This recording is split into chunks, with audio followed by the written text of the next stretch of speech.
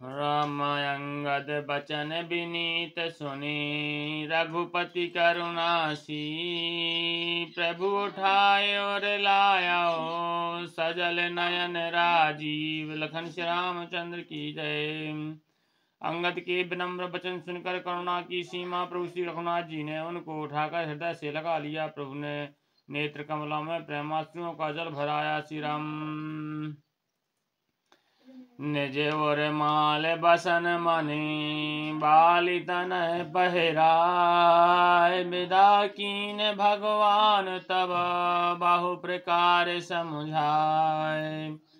तब भगवान ने अपने हृदय की माला वस्त्र और मणि रत्नों से आभूषण बाली पुत्र अंगद को पहनाकर और बहुत प्रकार से समझाकर उनकी विदाई की।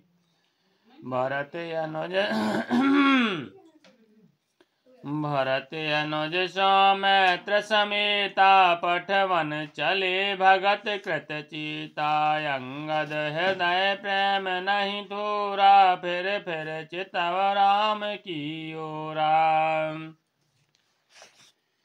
भक्ति की करनी को याद करके भरत जी, छोटे भाई शत्रुघ्न जी और लक्ष्मण जी सहित उनको पहुंचाने वाले अंगद के हृदय में थोड़ा प्रेम नहीं है, अर्थात बहुत अधिक प्रेम है। वे फिर कर श्री रामचंद्र जी की ओर देखते हैं।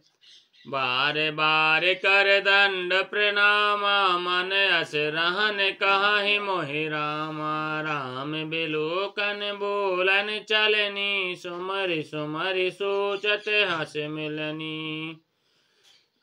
और बार बार दंडवत प्रणाम करते हैं। मन में ऐसा आता है कि श्री रामचंद्र जी मुझे रहने को कह दें। वे श्री रामचंद्र जी के देखने की, बोलने की, चलने की तथा हंसकर मिलने की रीति को याद कर करके सोचते हैं।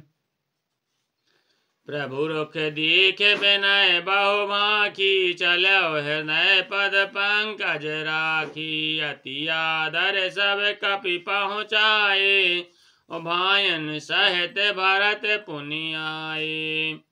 किंतु प्रभु का रुख देखकर बहुत से विनय वचन कहकर तथा हृदय में चरण कमलों को रखकर वे चले। अत्यंत आदर के साथ सब वानरों को पहुंचाकर भाइयों सहित भरत जी लौट आए। तब सुग्रीव चरण गहि नाना भांति विनय कीन्हे हनुमाना। दिन 10 कर रघुपति का पद सेवा पुनि तब चरण दिखाऊं देवा। तब हनुमान जी ने सुग्रीव के चरण पकड़कर अनेक प्रकार से विनती की और कहा, हे देव, कुछ दिन रघुनाथ जी के चरण कमलों की सेवा करके फिर मैं आकर आपके चरणों के दर्शन करूंगा। पौन पंज तम पवन कुमारा सेवहु जाय कृपाया गारा। अस कहे कपि सब चले तुरंगा। अंगद कहे सुनहु हनुमंता।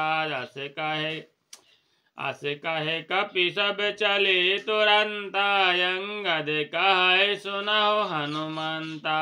सुग्रीव ने कहा, हे पवन कुमार, तुम पुण्य की राशि हो जो भगवान ने तुमको अपनी सेवा में रख लिया है। जाकर कृपा धाम श्री रामचंद्र जी की सेवा करो। सब वानर ऐसा कहकर तुरंत चल पड़े। अंगद ने कहा, हे हनुमान सुनो।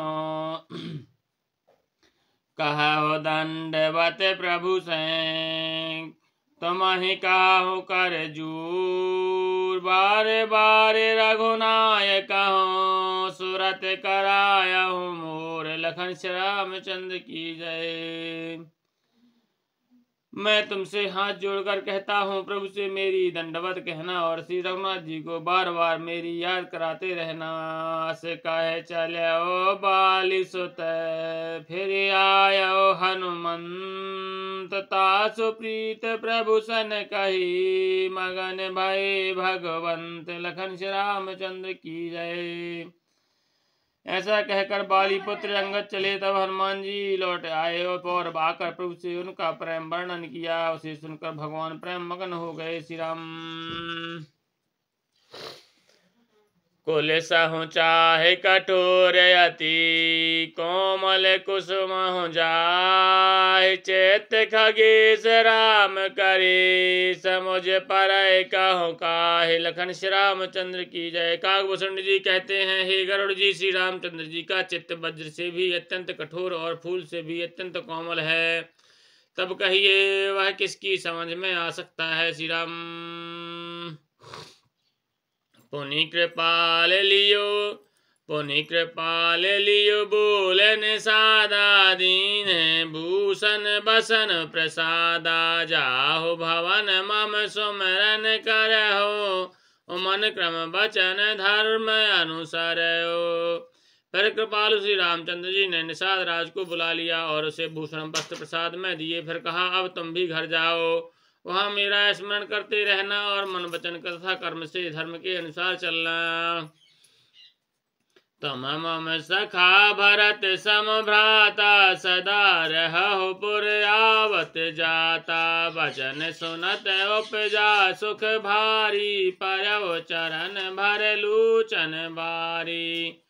तुम मेरे मित्र हो और भरत के समान भाई हो, अयोध्या में सदा आते जाते रहना। यह वचन सुनते ही उसको भारी सुख उत्पन्न हुआ। नेत्रों में आनंद और प्रेम के आंसुओं का जल भरकर वह चरणों में गिर पड़ा। चरण न लेने और धारे ग्रह आवा प्रभु स्वभाव पर जन ही सुनावा। रघुपति चरत देखे पुरवासी पुन पुन कहीं धन सुख राशि।